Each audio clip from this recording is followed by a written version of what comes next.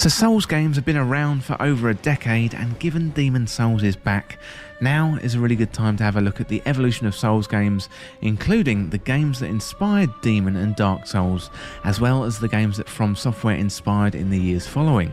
From Software have done a great deal to cultivate this style of game, but in recent years there's been some fantastic Souls-like games, and today I'm going to have a look at some of the best. So before we have a look into where the Souls games came from, let's have a quick look at the style of game. So Souls games are generally played from a third-person perspective and focus on exploring interconnected environments whilst battling enemies with weapons and magic. So bosses are a big part of the game, as well as chatting to weird and wonderful NPCs. And Souls-like games are definitely renowned for their difficulty, but the difficulty is there to teach rather than punish, and is a massive feature of the series. So learn through repetition and past mistakes to ultimately succeed, however big the boss might be. And if you die though, you do tend to lose everything and you're teleported back to the last checkpoint. At this point, you're normally given one chance to go back to where your body is and retrieve what you've lost, and if you die again, all is lost forever. And another couple of features of Souls games are the respawning enemies, and also bonfires which act as checkpoints, although these bonfires could be substituted for benches or other resting points in the games, like we see in Hollow Knight. So combat is the main feature of the series, maintaining focus and endurance through a series of very tough battles. A single mistake can often lead to death, and the game's focus on mastery to overcome the terrifying huge bosses. So normally this requires a combination of attacks, defensive and evasive maneuvers. For example, you may rush into a battle sword swinging and shields up, however run out of stamina, and those weapons all of a sudden are going to feel mighty heavy and leave you vulnerable to attack. So that is a brief rundown of the main features of the series, so let's have a look at the early beginnings from Software and how they got to Demon's Souls. So Demon's Souls originally came out in 2009, but it didn't come out of nowhere, and From Software spent years honing their craft in similar areas. But it wasn't until Demon's Souls that things really took off. You know, the combination of punishing gameplay mixed with RPG mechanics and exploration was seeded years before. So King's Field was From Software's first entry into the games market, and this was a huge departure from their previous work, making business software out of Shibuya, Japan. King's Field was an original PlayStation game in the classic style at the time, and this was an action RPG with a difference. It wasn't like the Final Fantasy pixel art games. This was 3D, created with polygons, and definitely had some rough edges. Now, this was a first-person perspective game in a world devoid of colour and visual stimulation, far from other games of the time like Legend of Zelda, with its bright greens and vibrant worlds. Now, King's Field was dark, but also much deadlier than other action RPGs like it. The difficulty level, which is now a calling card from Software, didn't originate in King's Field itself. It took inspiration from the tabletop RPGs of the time, like 1981's Wizardry and Ultima. The formula from King's Field was practiced over a series of 4 games. As you go through the series, you can see the formula of the Souls games emerging. Shadow Tower was another iteration of the style by From Software, another first-person RPG from 1998. And here we see the introduction of the stamina bar, equipment weight, and also weapon durability. And one of the most direct inspirations came from the soul gathering mechanic in Shadow Tower, which draws a direct line to the gameplay found in Demon's Souls. From Software continued with the iteration of Shadow Tower in the late 90s on the PlayStation 2 with Shadow Tower Abyss, and that continued to get closer to the Demon's Souls, which we ended up seeing a decade later with the dark, dangerous environments. So Shadow Tower Abyss was a little bit different, as it had a modern day setting rather than a medieval one where you can wield guns rather than swords and shields. So From Software continued making games with titles like Lost Kingdoms and Chromehound, but these were rather mediocre hits. So it wasn't until 2009 and Demon's Souls when they finally struck gold with their formula. So this was a product of honing their craft, gameplay and systems over the past decade. Demon's Souls had a troubled development and almost didn't make it until Hidetaka Miyazaki came into the picture. So Miyazaki had been with From Software since 2004, but this was his first opportunity to shape the vision and direction for a game, and he looked to From Software's past from King's Field and Shadow Tower, mixing in gothic themes, and realised what we know as Demon's Souls today.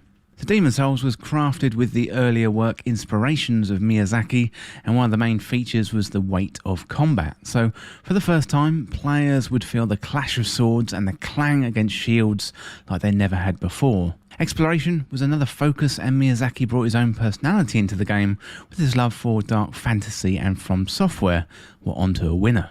So whereas Demon's Souls had been a surprise hit, Dark Souls, that released in 2011, was much bigger in almost every way, including success for From Software. Main features of the Souls series were introduced, such as bonfires and the interconnected world, and From Software wanted to create something similar to Demon's Souls, but as Sony owned the rights to the game, From Software had to start again, and Dark Souls was the product of that rethink. It originally came out on the PS3 and the Xbox 360, and you play as a cursed human who sets out to discover the fate of other undead humans just like yourself. The story is delivered to the player through small environmental interactions, and you have to piece together little clues rather than the story being told in a more traditional way. And the high level of difficulty cemented From Software's approach to games and won much praise and sales, leading to Dark Souls becoming an absolutely huge hit. Next up, we got Dark Souls 2 in 2014, and Dark Souls 2 is slightly different from the previous two games in the Souls series, since Hidetaka Miyazaki didn't take on the game director role. He was busy working on the upcoming Bloodborne. However, he was still involved as a supervisor.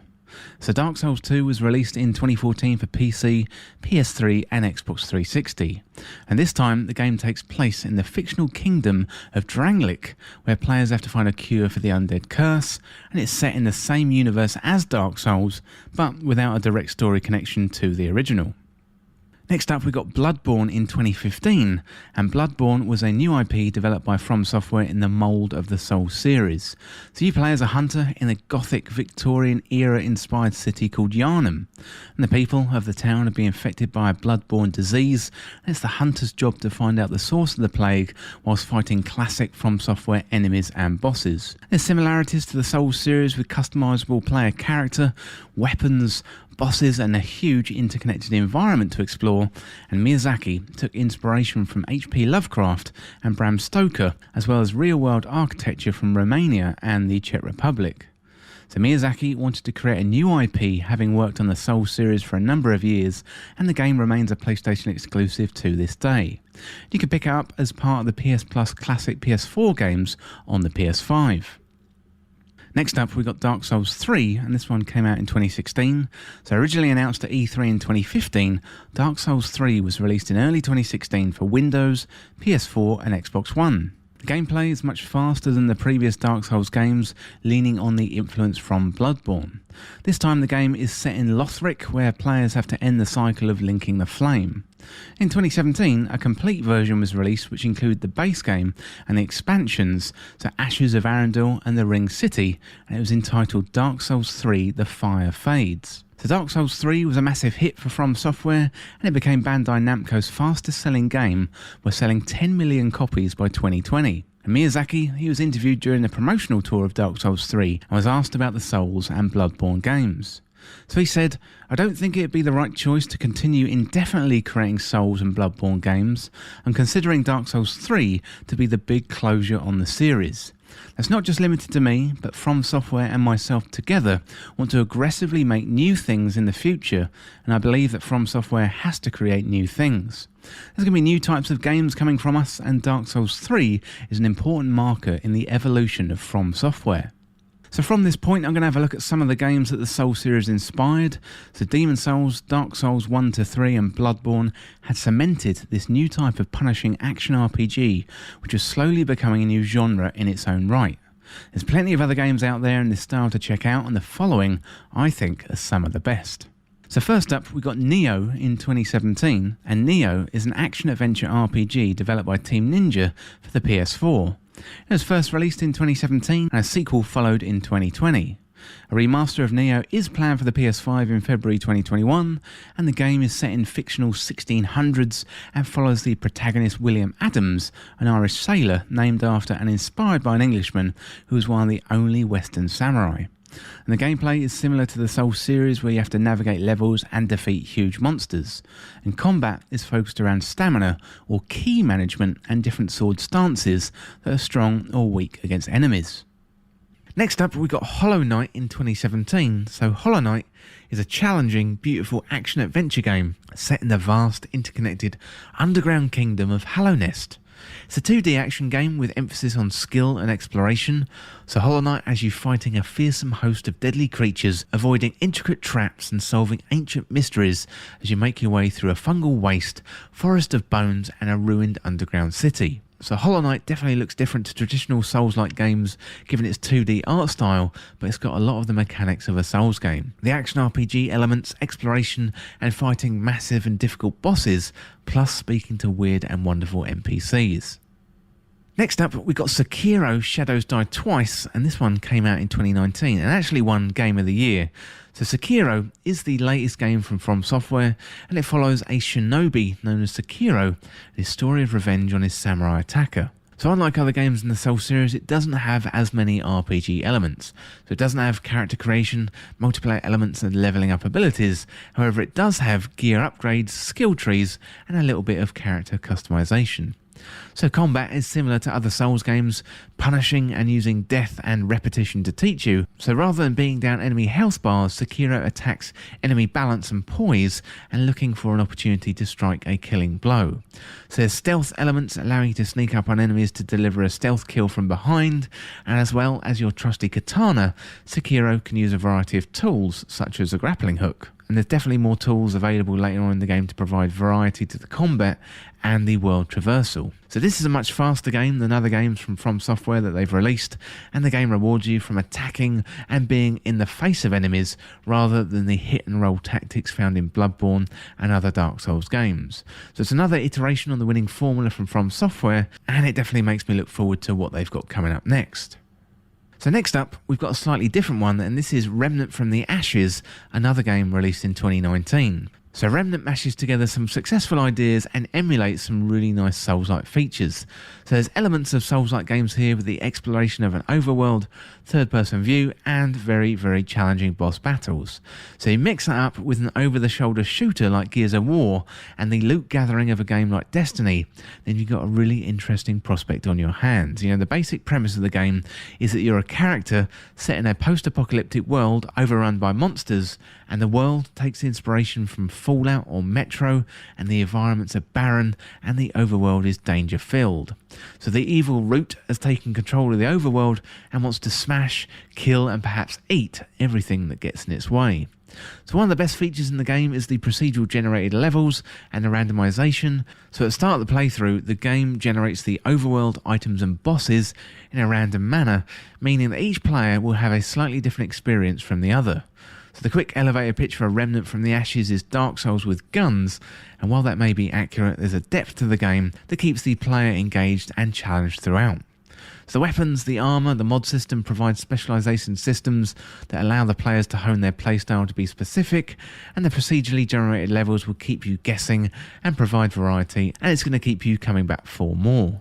Next up, we've got an indie entry with Mortal Shell, and this one came out in 2020. So Mortal Shell is a Souls-like game where you take on the form of a white, frail being forced to inhabit shells of former champions. And the world is dark, it's moody, full of danger and an interesting lore, and it's going to send a shiver or two down your spine. So in this action RPG, you're going to be collecting shells or armor suits, as well as weapons and items along the way, and you're going to face off against some very scary looking enemies indeed.